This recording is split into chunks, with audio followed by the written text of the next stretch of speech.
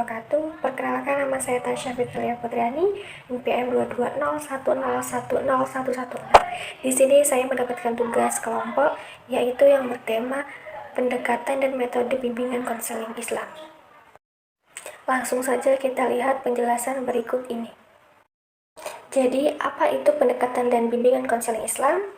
Pendekatan dan bimbingan konseling Islam merupakan proses atau tahapan konseling yang diselenggarakan oleh konselor dalam membimbing masyarakat, baik secara individu maupun kelompok, dalam rangka menuju perubahan perilaku yang positif, yang sesuai dengan petunjuk dan ketentuan ajaran Islam. Pendekatan bimbingan konseling Islam yang telah dilakukan oleh Nabi Muhammad SAW dalam melakukan perubahan terhadap perilaku masyarakat atau sekelompok jamaah maupun individu yang menghasilkan berbagai macam bentuk pendekatan dalam bimbingan dan konseling Islam. Ada 3 bentuk pendekatan, yaitu yang pertama pendekatan al-hikmah, dan yang kedua pendekatan mausoh al-hasanah, dan yang ketiga yaitu pendekatan ja'adil hulhum bilatifiyah ahsoh. Mari kita simak penjelasan berikut ini, yaitu pendekatan dari ketiga bentuk tersebut.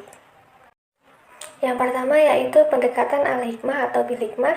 Pendekatan ini pada intinya adalah membimbing seorang klien dengan bijak, filosofis, argumentatif yang dilakukan dengan adil, penuh kesabaran dan ketabahan sesuai dengan ajaran-ajaran Al-Quran.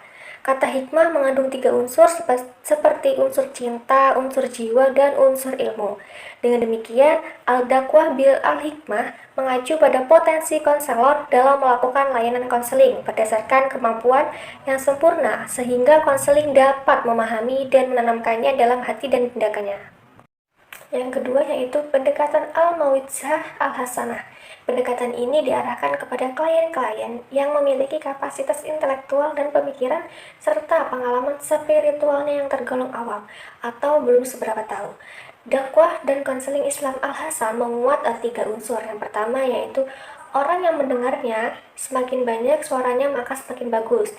Dan yang kedua, setelah seorang semakin banyak maka semakin baik tujuannya. Dan yang ketiga yaitu akan ada lebih banyak orang yang kembali ke jalan Tuhannya atau jalan Allah Subhanahu wa Ta'ala. Peranan konselor adalah sebagai pembimbing, teman dekat yang setia, menyayangi dan memberikan segala hal yang bermanfaat, membahagiakan kliennya tersebut. Yang terakhir yaitu pendekatan al-mujadalah bi alati iya ahsan. Pendekatan ini ditunjukkan seperti bertukar pikiran dengan menggunakan argumentasi atau alasan yang sesuai dengan kemampuan berpikirnya. Konselor harus terbuka, mampu mengendalikan emosinya, dan menghargai pendapat orang lain selama diskusi. Dan tidak hanya berdebat defensif karena malu ketika pihak lain menolak argumennya. Namun di sini penting untuk menemukan titik temu yang dapat diterima oleh nalar ataupun logika. Nabi Muhammad SAW tetap memegang teguh pada prinsip-prinsip umum dari watak dan karakteristik konseling, yakni intinya mengembalikan manusia ke jalan Tuhan dengan pendekatan yang sangat muatan psikologis, mencerahkan pikiran dan menyejukkan jiwa. Cukup sekian yang dapat saya sampaikan, kurang lebihnya saya mohon maaf, dan kepada Allah saya mohon ampun. Akhirul kalam, Allahul muwaffiq ila aqwamit thoriq. Wassalamualaikum warahmatullahi wabarakatuh.